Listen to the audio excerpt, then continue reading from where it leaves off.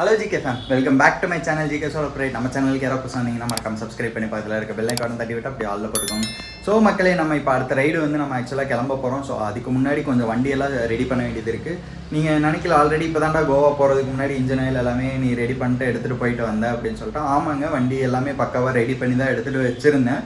So இப்போ மேஜராக வந்து ஒரு 2 இஷ்யூஸ் இருக்குது. அதில் வந்து ஒரு இஷ்யூ ஆல்ரெடி இருந்தது தான் வண்டியில். நான் ஷோரூம்லேயும் அப்டேட் பண்ணிவிட்டேன். அவங்க வந்துட்டு சப்போஸ் இந்த இஷ்யூ உங்களுக்கு ரீஆக்கர் ஆச்சு அப்படின்னா நீங்கள் வண்டியை எடுத்துகிட்டு வாங்க, நான் அந்த பார்ட் நான் ரீப்ளேஸ்மெண்ட் பண்ணி கொடுக்குறேன் அப்படின்னு சொல்லியிருந்தாங்க.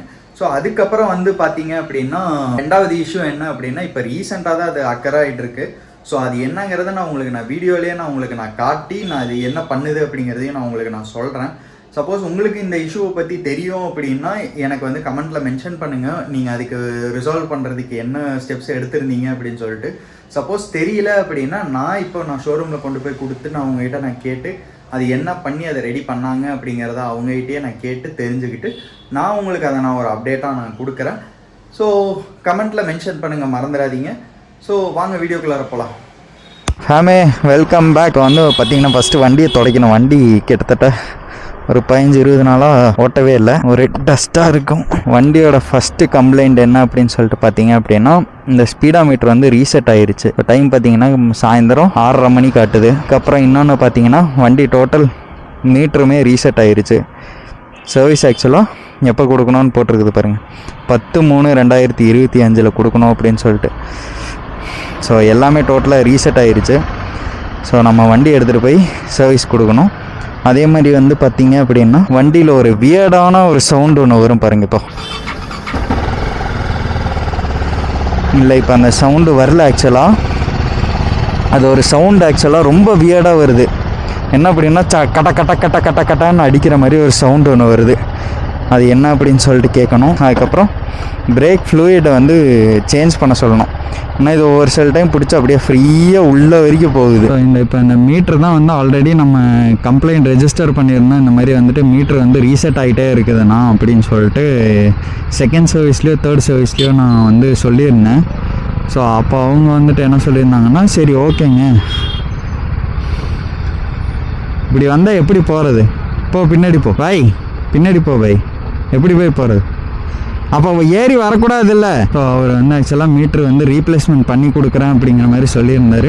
சரி ஓகே ரைட்டு, மீட்ரு ரீப்ளேஸ்மெண்ட் பண்ணிடலாம் அப்படின்னு சொல்லிட்டு யோசிச்சிருக்கேன். இனி அவர்கிட்ட எடுத்துகிட்டு போனதுக்கப்புறம் தான் இனி அவர் என்ன சொல்ல போகிறாரு அப்படின்னு தெரில. ஸோ வண்டி வந்து ஒரு 2 நாளைக்கு நம்ம கையில் இருக்காது அப்படிங்கிற மாதிரி தான் அவர் சொல்லியிருந்தார். ஆனால் ஒரு நாள் இல்லைன்னா 2 நாள் டைம் வேணும்னா எனக்கு நான் அது என்னன்னு பார்த்து வச்சுட்டு நான் கூப்பிட்றேன் உங்களுக்கு.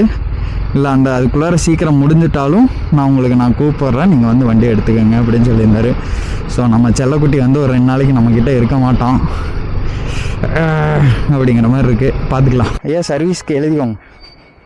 நான் மாற்ற போய் கம்பெனி வச்சுங்க, என்னடா நீங்கள் ஆகடா போனால் அப்படியே 5000 செலவடி அது மேக்ஸிமம் எதில் பிரச்சனை தெரியும், அது மட்டும்தான் பிரச்சனை வரும். நீங்கள் சொல்கிற ஃபீல் ஆச்சுன்னா ஒன்று இன்ஜின் உடஞ்சிருக்கணும், ஸ்டார்ட் ஆகாது. ஸ்டார்ட் ஆனால் 1 கிளச் மட்டும்தான் ஸ்டார்ட் ஆகும். எனக்கு எதுவுமே இல்லை, அதனால டவுட்டு. திருப்பி நான் ட்ரை பண்ணும்போது இல்லை, எனக்கு ஒரு 2-3 டைம் அந்த சவுண்டு வந்துச்சு.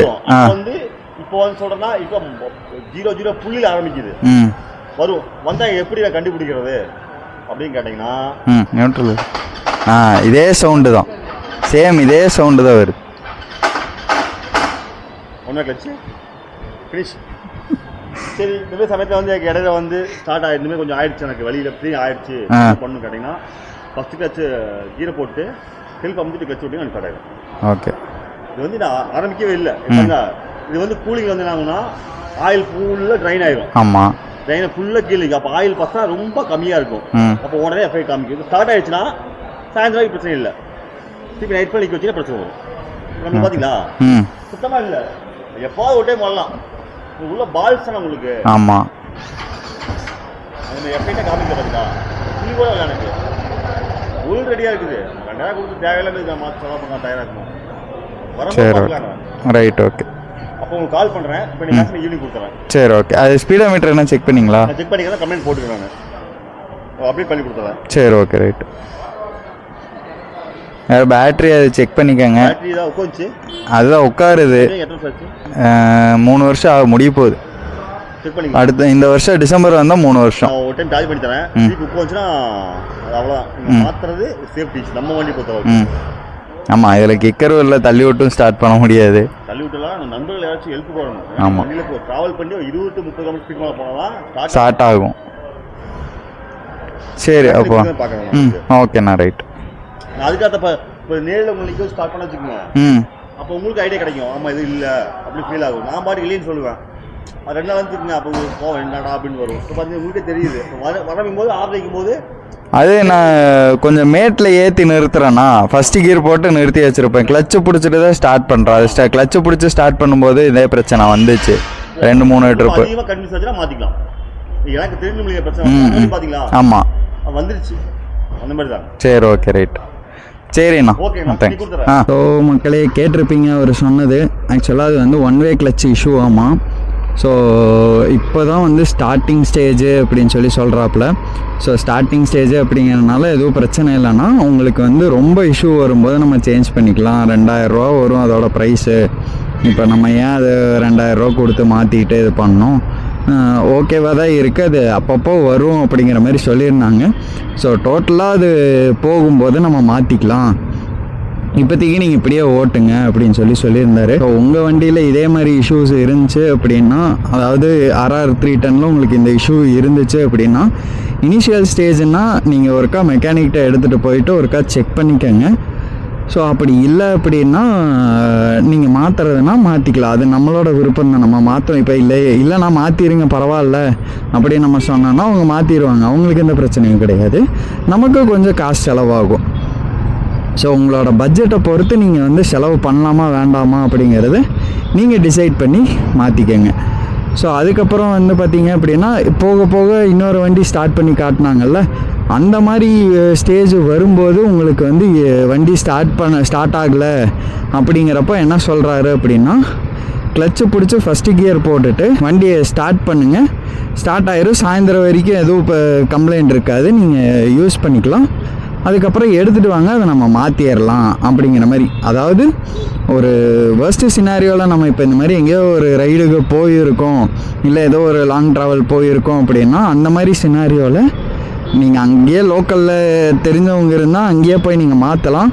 பட் வந்து அந்தளவுக்கு எஃபெக்டிவாக மாற்றி கொடுப்பாங்களா அப்படின்னு சொல்லிட்டு கேட்டால் தெரியாது. ஏன்னா நமக்கும் அவங்க வந்து யார் என்ன அப்படிங்கிறதெல்லாம் தெரியாது. நம்ம ட்ரஸ்டபுளாக ஒரு பர்சன், நம்ம ஒரு மெக்கானிக் வச்சுருப்போம் பர்சனலாக, அவங்ககிட்ட எடுத்துகிட்டு போய் மாற்றுறீங்கன்னா ஓகே மாற்றிக்கோங்க, ஒன்றும் பிரச்சனை இல்லை. இல்லை அப்படின்னா இந்த மாதிரி ஷோரூமில் வந்து கேட்டுட்டு மாற்றிக்கோங்க. ஷோரூம்லேயும் வந்துட்டு ஒரு மெக்கானிக் RR 310 நீங்கள் எடுத்திருக்கீங்க அப்படின்னா லோட்டஸ் டிவிஎஸில் இவரை காண்டாக்ட் பண்ணுங்கள்.